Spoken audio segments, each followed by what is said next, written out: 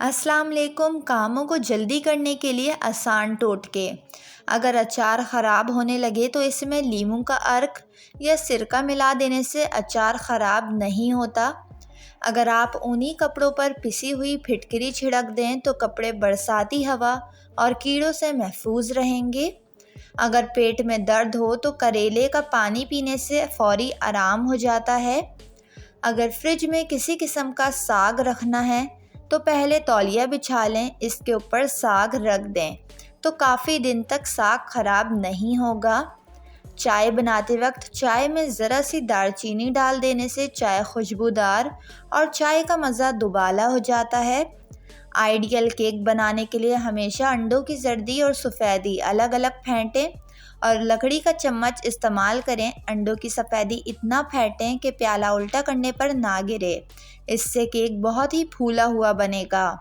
उम्दा केक बनाने के लिए अमेज़ा बनाने के बाद अमेज़े को 2-3 बार टेबल पर अच्छी तरह पटखें, इससे बबल हवा निकल जाएगी और केक बहुत उम्दा बनेगा। चावलों को उबालने के बाद इसमें 1 चम्मच घी डालने से चावल अलग हो जाते हैं और लीमू का रस छिड़क देने से चावल सफ़ेद और खिले खिले बनते हैं। किचन में खाना बनाते हुए अक्सर खाने की खुशबू पूरे किचन में फैल जाती है, तो इसको रोकने के लिए चूल्हे के करीब एक प्याली में सफ़ेद सिरका रख दें। खाना बनाते वक्त तो खाने की खुशबू नहीं फैलेगी।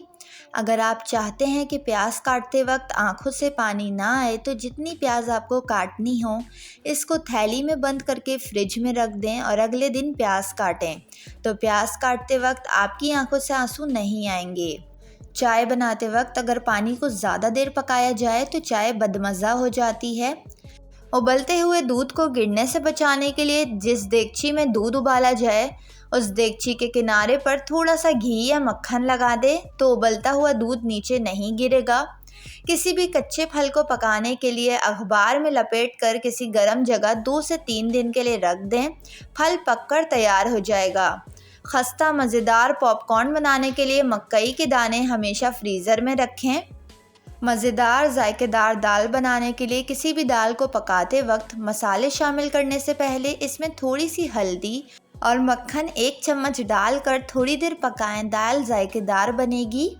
आटा गूंद कर रोटी पर घी या ऑयल या मक्खन लगाकर ऊपर गीला कपड़ा रखने से आटा खमीर नहीं होता।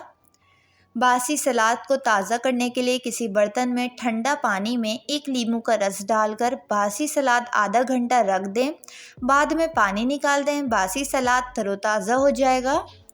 बासी चावल दोबारा ताज़ा करने के लिए पानी उबालें और इसमें चावल डाल दें। 1 उबाल आने के बाद पानी निकाल दें और चावलों को दम पर रख दें, चावल दोबारा ताज़ा हो जाएंगे। चपातियों को डब्बे में बंद करते वक्त इसमें छोटा सा अदरक का टुकड़ा रख दें, चपाती देर तक नरम और ताज़ा रहेगी।